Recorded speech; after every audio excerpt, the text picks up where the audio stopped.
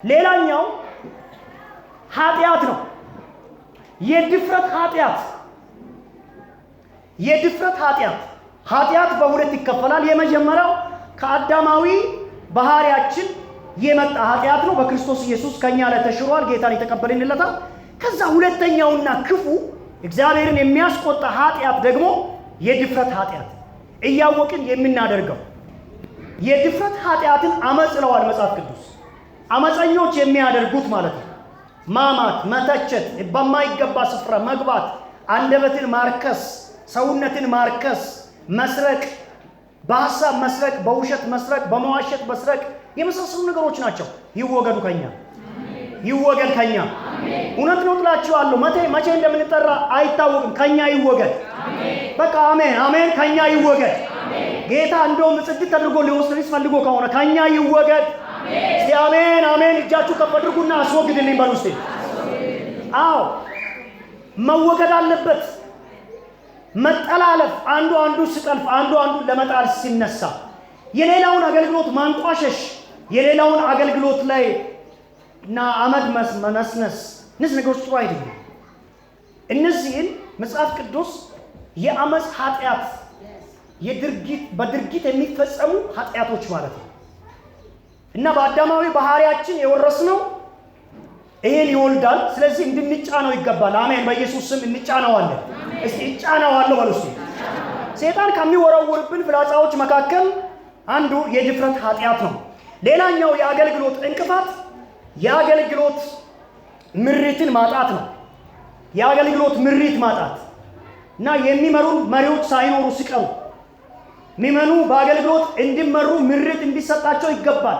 ያልተመሩ ሲሆኑ በየዘርፉ እንዲያገለግሉ ያልተደረገ ሲሆን ምሪት ማጣት የአገልግሎት እንቅፋት ነው።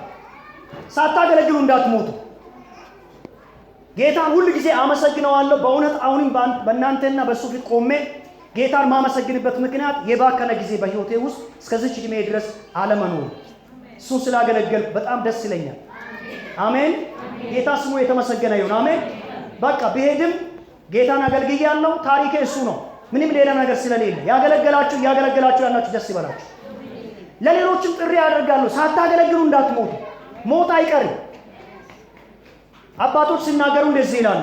ሰው ሁለት ነገር ሳይሆን በፍጹም አይቀርም ይላሉ። አንድ ቀን እንግዳ መሆን፣ አንድ ቀን ደግሞ ሬሳ መሆን ይላሉ አባቶች ሲናገሩ። ይሄን ሳይሆን የማልፍ የለም። አንድ ቀን እንግዳ ሆናችሁ የሚታወቁ ሌላውንም ልትጠይቀን ብላችሁ ስለሆነ አልጠይቃችሁም። እንግዲህ ስለዚህ ሳናገለግል እንዳንሞት እግዚአብሔር ለአገልግሎት መርጦናል። እስቲ አሜን በሉ እስቲ። አሜን አሜን። ጌታ ስሙ የተመሰገነ ይሁን። ሃሌሉያ። ጌታ ይመስገን። አሜን። ሌላኛው እንቅፋት ብድራትን ትኩር ብሎ አለማየት። ብዙ ጊዜ አገልግሎት ጥሪ ሲመጣ ምን ይሰጠኛል የሚል ይቀድማል። ጌታ ኢየሱስ ደቀ መዛሙርቱ ሲናገር ለእናንተ ምን አትያዙ አለ። እጀ ጠባብ አትያዙ፣ ከረጢት አትያዙ፣ ስንቅ ነው ብላችሁ አትያዙ። በምትሄዱበት ማበላችሁ ማጠጣችሁ እኔ ነኝ አለ። አንድ ሰው አሜን በል እስቲ። አሜን አሜን አሜን። ሰርታችሁ በሰራችሁት እየበላችሁ በሰራችሁት ልክ እየኖራችሁ ያላችሁ እጃችሁን አሳዩ። በእግዚአብሔር ስለሰራው ነው የጠገብኩት የምትሉ አይደለም። ወደ እኔ ቤት የመጣው ቁጥሩ ትንሽ ነው፣ ነገር ግን ደግሞ የእግዚአብሔር ሲሳይ በእኔ ቤት አለ። በየት እንዴት እንደሚመጣ የመጣ አልቅም። በቤቴ የእግዚአብሔር በረከት አለ የምትሉ እስቲ ለእግዚአብሔር አጫጭሩ። ክብር ለእግዚአብሔር ነው። ይሄ ነው እኮ።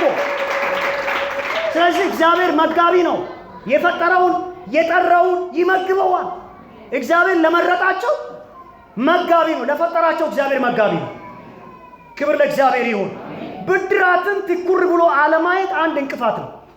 ገና ለገና ምን ያስፈልገኛል፣ የሚያስፈልገኝ ነገር ይሄ ነው፣ የሚገባኝ ነገር ይሄ ነው ብሎ መደርደር አንዱ እንቅፋት ነው። ስለዚህ እነዚህ ነገሮች የአገልግሎት እንቅፋት ናቸው ማለት ነው። እግዚአብሔርን ለማገልገል ለሚዘጋጁ ሰዎች ሁሉ እንቅፋት ናቸው። አጠገባችሁ ላይ እንደዚህ በሉ፣ እንቅፋት አይመልሰኝም በሉ እስቲ። እጃችሁ ከፍ አድርጉና ለጌታ እንደዚህ ብላችሁ ቃል ግቡ። አገለግልሃለሁ፣ እንቅፋቶች አይመልሱኝም በሉ። አሜን። የአገልግሎት ትጥቁ ምንድነው? የአገልግሎት ትጥቁ ምንድነው? ይሄን ነገር ቶሎ ብዬ እናገራለሁ። አገልግሎት ትጥቆች አሉ። የመጀመሪያ የመንፈስ ቅዱስ ኃይል ነው።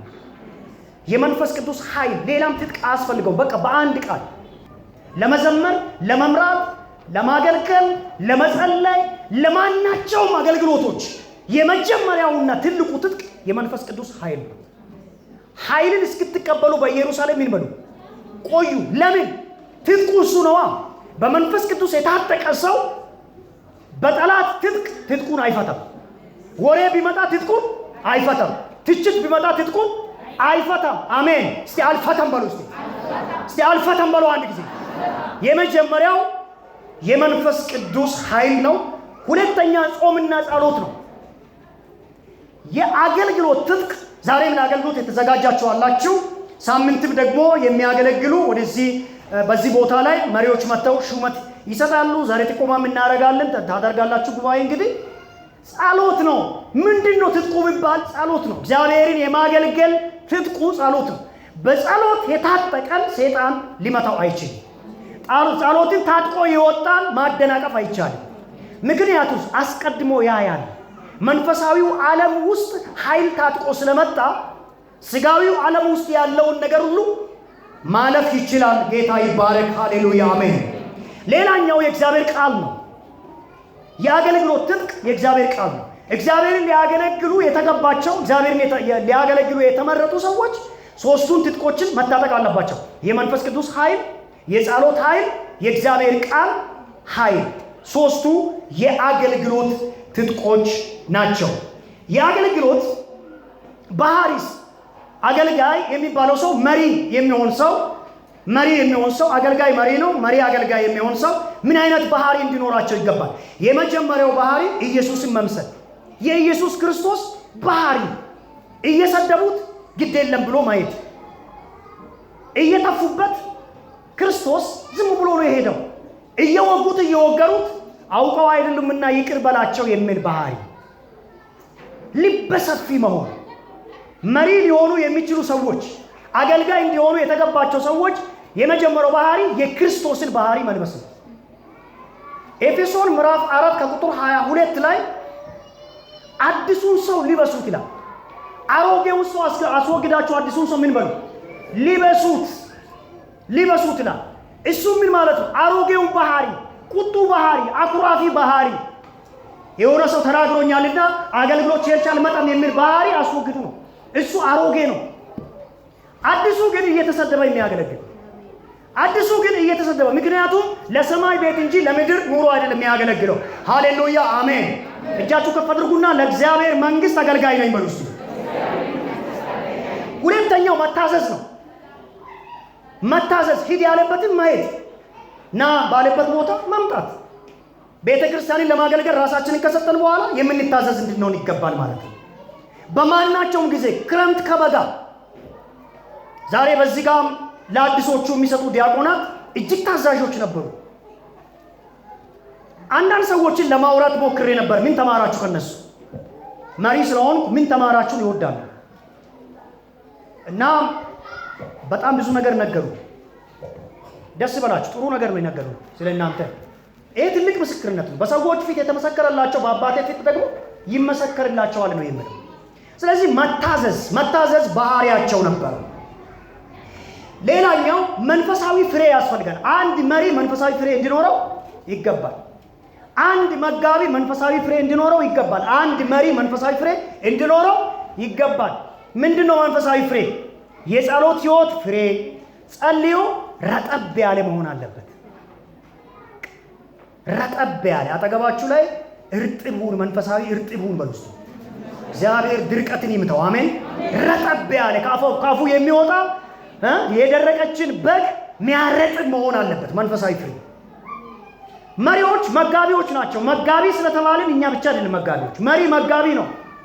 እግዚአብሔር ባርካቸው። ያለፉት 3 ዓመታት ሲያገለግሉ የነበሩ መሪዎች መጋቢ ናቸው፣ ጎብኚ ናቸው፣ መጋቢ ናቸው።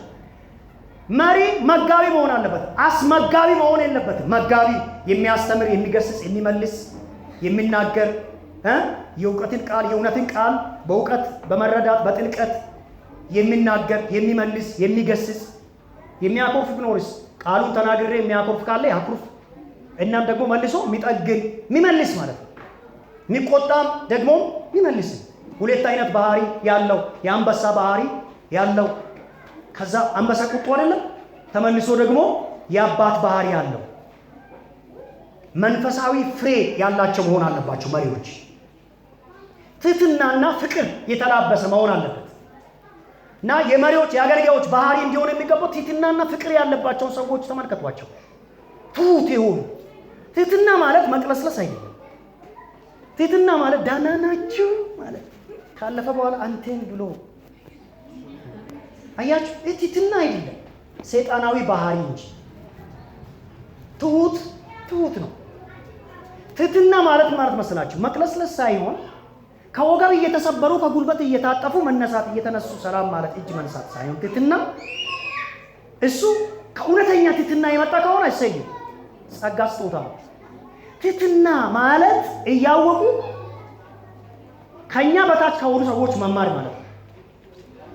እያወቁ ስለዛ ነገር በጣም አውቃለሁ 3 4 ጊዜ 5 ጊዜ አውቃለሁ፣ ነገር ግን ሲነግሩኝ ከነሱ መማር ማለት ነው። እጅግ ከሚያንሱ ሰዎች መማር፣ እጅግ በሰዎች ዘንድ እንግዲህ ሰው ነው ዝቅም ከፍም ያለ ሰው የሚለው ትህትና ማለት እሱ ነው። በዚህ ጌታ ይባርከን። እጃችሁ ከፍ አድርጉና ባርከኝ በሉ። እሱ ድገሙና ባርከኝ በሉ። አሜን። የአገልግሎት ፈተና ምንድን ነው? የመጀመሪያው የአገልግሎት ፈተና ትዕቢት ነው። ትዕቢት የአገልግሎት ሁሉ ፈተና ነው። ትዕቢተኛ ሰው ትንሽ አይሄድም። በጣም የሚገርማችሁ ትዕቢተኛ ሰው አይ ሲሄድ አይተናል ልትሉ ትችላላችሁ። እሺ እንደሱ ላስተካክል፣ ትንሽ ይሄዳል። ትዕቢተኛ ሰው ግን እንዴት የተጠራው ትንሽ ነው። እንድንሄድ የተጠራንበት ጥሪ ትንሽ ነው ወይ? አይደለም። መሪ ሊሆኑ የሚችሉ እግዚአብሔርን ሊያገለግሉ የሚችሉ እግዚአብሔርን እንዲያገለግሉ የተመረጡ ሰዎች ትዕቢተኞች እንዲሆኑ አይገባም። መጽሐፍ ቅዱስ ሲናገር እግዚአብሔር ትዕቢተኞችን ምን ይላል? ቃሉን አትፍሩ። ቃሉ ነው፣ እናንተ አይደላችሁም። ይሄ የእናንተ ባህሪ አይደለም። ግን እንደዚህ አይነት ባህሪ መጽሐፍ ቅዱስ አይፈልግም ብዬ ነው ዛሬ ትምህርቱን ያመጣሁት እንጂ የእናንተ ባህሪ አይደለም። እጃችሁ ከፍ አድርጉና ትዕቢተኝነት የኔ ባህሪ አይደለም በሉ። ምክንያቱም እኛ እኮ የለበስነው ክርስቶስን ነው። አሜን አሜን አሜን። ትዕቢተኞች ብዙ አይሄዱ። ምክንያቱም ቃል በቃል እግዚአብሔር ትዕቢተኞችን ይቃወማል፣ ለትሑታን ግን ምን ይሰጣል? ጸጋን ይሰጣል። ሃሌሉያ አሜን። እጃችሁ ከፍ አድርጉና እግዚአብሔር ትዕቢተኞችን ይቃወማል በሉ። ለትሑታን ግን ጸጋን ይሰጣል በሏ። ይሄ የእናንተ ነው። አሜን አሜን አሜን አሜን። ጌታ ስሙ የተመሰገነ። ትዕቢተኞችን ይቃወማል። ትዕቢተኛ አትንኩኝ ይላል። ትዕቢተኛ ቢመከር አይሰማም። አባቶች ሲናገሩ እንደዚህ ብለው ይናገራሉ። እየተመከረ የማይመለስ ከሆነ ምክር ይሳበት፣ እየተቀለበ ደግሞ የማይወፍር ከሆነ ቀለብ ይሳበት ይላል። ገብቷቸው ምክሩ አልመለሰውምና ምክር ይሳበት ምን ማለት ነው? የእግዚአብሔር ቃል እግዚአብሔር ይቃወማል አለ። አባቶች ደግሞ ንሳበት አለ። ለትዕቢተኛ ምክር ንሳበት ነው። እየተቀለበ ለማይወፍር ደግሞ ትርጉም ስለሌለው እየዋጣ እዛው ስለሆነ ቀለብ ንሳበት ይላል። ትዕቢተኛ ማለት ተመክሮ የማይመለስ የተገተረ ምንድነው አንገት አልመለስ ትዕቢተኛ። እግዚአብሔር ትዕቢተኞችን ይቃወማል። አሜን። ከዚህ እግዚአብሔር ይጠብቀን። አሜን ይጠብቀን። ኧረ አሜን። ሁለተኛው ደግሞ የአገልግሎት እንቅፋት እግዚአብሔርን መለማመድ ይባላል። እግዚአብሔርን መለማመድ። በጣም ብዙ አገልጋዮች እግዚአብሔርን የተለማመዱ ስለሆነ አገልግሎት አይቀጥሉም። የአገልግሎት እንቅፋት መለማመድ ነው። ልምምድ፣ እግዚአብሔርን መለማመድ። ምን ችግር አለ? ከዘፍጥረት ከ50ዎቹ ምዕራፎች መካከል አንዱን አካፍላለሁ ማለት ልምምድ። አያችሁ ምን ይናገር ይሁን እግዚአብሔር የሚለውን አለመፍራት ወይንም አለመጠበቅ፣ እግዚአብሔር መለማመድ። የሚገርማችሁ የሰራዊት አምላክ ቅዱስ እግዚአብሔር የሚል ቃል በእስራኤል ምድር ላይ ካህናቱ እንጂ ተራው ሰው አይናገርም። እግዚአብሔር ይባርክ የሚባል ይሄ ቃል አሁን እኛ ሀገር አንድ ሰው እግሬን በደንብ አድርጎ ፈልጎ እኮ ነው የረገጠኝ። እግዚአብሔር ይባርክ ስል አልባረኩትም፣ ረገምኩት እንጂ። ግን እኔ እንደሱ ብዬ ማለት ፈልጌ ሊሆን ይችላል። እግዚአብሔር ይባርክ በእስራኤል ምድር ላይ እንዲሁ አይነገርም። የከበረ ቃል ነው እግዚአብሔር ብሎ መጥራት። ብዙ ጊዜ በእግዚአብሔር የምትምሉ ሰዎች አላችሁ። ዛሬ ግን ይወሰድ ከአንደበታችሁ። አሜን አሜን። ይወሰድ። እግዚአብሔር ምስክሬ የምትሉ ሰዎች አላችሁ። 1000 ብር ነው እኮ የሰጠሁ ብሎ አንድ ሰው ብላችሁ 900 ብር ሰጥቷችሁ ከሆነ 900 ብር እግዚአብሔር ምስክሬ 900 ብር ነው የሰጣኝ። ለ100 ብር እግዚአብሔር ምስክር ይጠራ። ይወሰድ ከአንደበታችን። አላላችሁም? አሜን አላላችሁም? አሜን። አትለማመዱት። እሳት ነው እሱ። አንለማመደው። እግዚአብሔርን ሊያገለግሉ መሪ ሊሆኑ የሚገቡ ሰዎች እግዚአብሔርን የሚለማመዱ መሆን የለባቸውም። ይሄ አገልግሎት እንቅፋት ነው።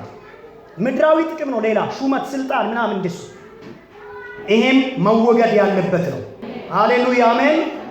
ምድራዊ ጥቅም በጣም ብዙ ሰዎችን ምድራዊ ጥቅም ነው የያዛቸው። ምድራዊ ጥቅም ያነቃቸው ብዙ ናቸው። ይሄ ሳላሳካ እግዚአብሔርን ለማገልገል አልመጣም የሚሉ ብዙ ናቸው። እግዚአብሔር ከእንዲህ አይነት ነገር ይጠብቀን።